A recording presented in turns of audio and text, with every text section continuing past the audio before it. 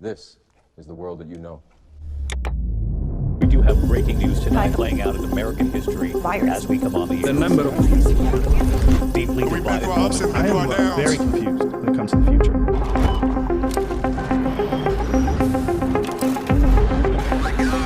Officially declaring a national emergency. We're 20 years from the fucking Matrix, and we're seeing it happen. The flood of hard-to-imagine things that have happened in this have left many in disbelief and led many to ask the question, are we living in a real world or a sinister Matrix-like simulation? To tackle the question, are we in a based reality or simulation? First, we need to understand the concept of what is a simulation and its theory. 40 years ago, we had Pong, like two rectangles and a dot. Now, 40 years later, we have photorealistic 3D simulations with millions of people playing simultaneously, and it's getting better every year. If you assume any rate of improvement at all, then the games will become indistinguishable from reality. It seems to follow that the odds that we're in base reality is 1 in billions. Merriam-Webster dictionary defines simulation as imitative representation of one system or process by means of the functioning of another. Also, another meaning of the word is derived here as sham or counterfeit or not real. This interpretation of simulation gets deeply philosophical and takes us back thousands of years, as many ancient religions and cultures. Even ancient Western philosophy dabbled into these concepts. Plato, for once, suggested that if people grew in caves and only see shadows of other people on the walls, once freed from the caves, a man who sees the reality of the world cannot come back to the cave and see it with the same vision as before. But if we come back to the modern world and start talking in scientific terms, what it means to be living in a simulation. Are there any examples in front of us, though, whom we can explain the concept of simulation? Yes.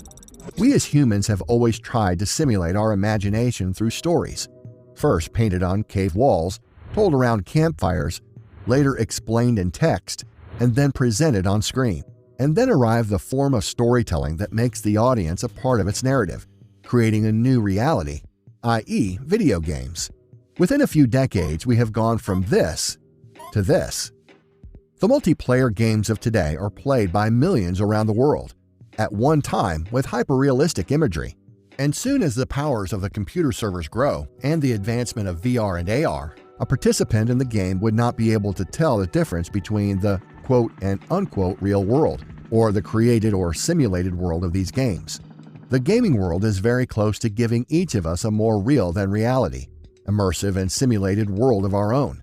This inquisition to find the reality of being has been going on for ages and probably will continue for more to come, and one such inquisition presented by scientists and philosophers is the simulation theory.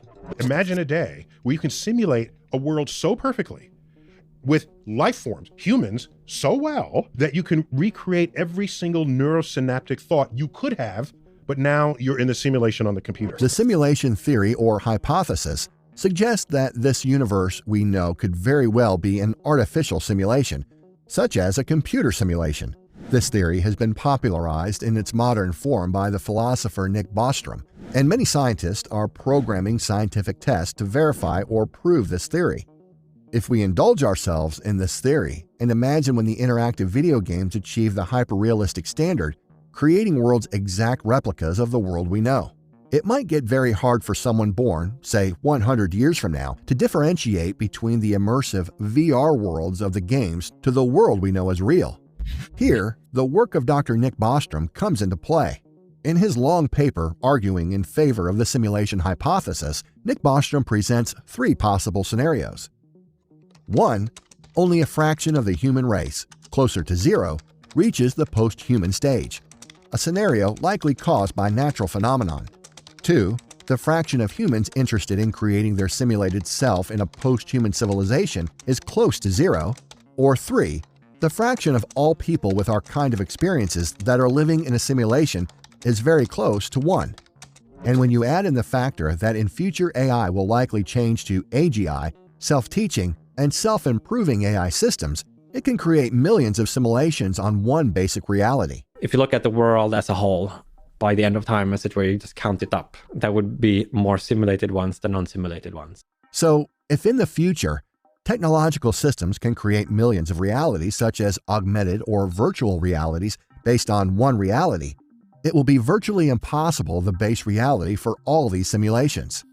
And if we pull back and apply the same principle to the world as we know it, the possibility that one is one of many simulations of some higher layer becomes stronger. Now, this may sound doom and gloom, but some thinkers argue that this is better if we can prove that we are in a simulation. This way may never hit the inevitable ceiling of growth of human civilization and create many self-replicating versions of our reality. Now, before we dismiss it as sci-fi mumbo-jumbo, it is important to look back in time and realize how humans first believed the solar system worked. The brightest minds once believed that Earth was the center of the universe until Galileo corrected them, a whole 2,000 years after the similar hypothesis of Aristarchus of Samos. So it is not out of the realm of possibility that Nick Bostrom and other simulation theorists are Galileo, or at least Aristarchus of today. Now, this theory is either right or wrong. That is, there are either no simulations, or there are many on one base reality. And if applied the mathematical theory of indifference, since there are no certain proofs to qualify either, the chances for both possibilities are equal 50-50. And scientists are taking steps further required to prove or disprove the simulation theory, just like we know that all the life forms on Earth function in the laws of science determined through many mathematical constants. So, theoretically, it isn't out of the question to simulate the universe through a computer, granted that it holds the power to run such a vast operation. And if you continue on this thought of action, you can presume that, like any computer, the one running the simulation that we're in will also gather bugs over time, causing glitches in the system. So if through experiments, if the scientists can find glitches, the measured glitches can then serve to prove that the world we know as reality is, in fact, a simulation created by some higher form. One of the ways we can find these glitches is through the basic laws by which the universe works. So if the simulation gathers bugs over time, the simulators would try and correct them by changing the constants in the laws of nature. The problem with measuring these changes is that they would be so tiny that it might be hard to observe them. As we know, these constraints in the laws of nature have remained unchanged for decades to the millionth part. However, as we gain more accuracy in measuring these constraints over many decades, slight changes could be observed. Another test relies on the idea that a computer running the simulation, no matter how powerful, will have a cap, and it might be running the simulation consisted of tiny units, which might be observable at subatomic levels, while others are trying to study cosmic rays as visible light that possibly has energies varying in different directions. But these rays can only come near the Earth's radius once in 100 years, so that testing might take some time. And it's not that this theory isn't without skeptics. Many scientists believe that this theory falls on its face, as we are still not at the point where we can simulate ourselves, so there is no chance that a simulator will simulate an ancient civilization. This argument relies heavily on judging the preferences of civilization we know nothing about. Some scientists believe that a civilization living in a simulation can generate a simulation of itself, creating layers of simulations. Each has to be less complex than the previous one, as the upper layers would be responsible for computing itself and the layers below it. Hence, the system will hit the ceiling and will stop at a civilization that cannot simulate further. So there's a chance that we might be the innermost layer of this complex multiverse onion, and the year that we've had has only increased the curiosity of the people about this question. Are we in a simulation? It is getting harder for people to believe that all of these unbelievable events can happen just in 1 year, with no controlling force behind it. Many scientists and researchers are of a belief that if the progress in technology continues this way, we might be able to simulate our entire universe, or the knowledge of it, into a simulation. To save computing power, we might simulate everything in 2D and then project them in 3D, much like holograms. So much so that by a combination of AI and increasing video projection technologies like AR and VR, we might be able to produce a world of our thought as we think it through synaptic signaling. If or when we can create such a powerful computer, it might require to be set up on a planet of its own, with access to a super energy source like the sun. And when we're there, it will be up to the collective human conscious to decide whether to create a simulation in our image. One thing that we may then understand is the question that all civilizations have asked since the dawn of time. What is it? In whose image are we created? Boot up the next simulation.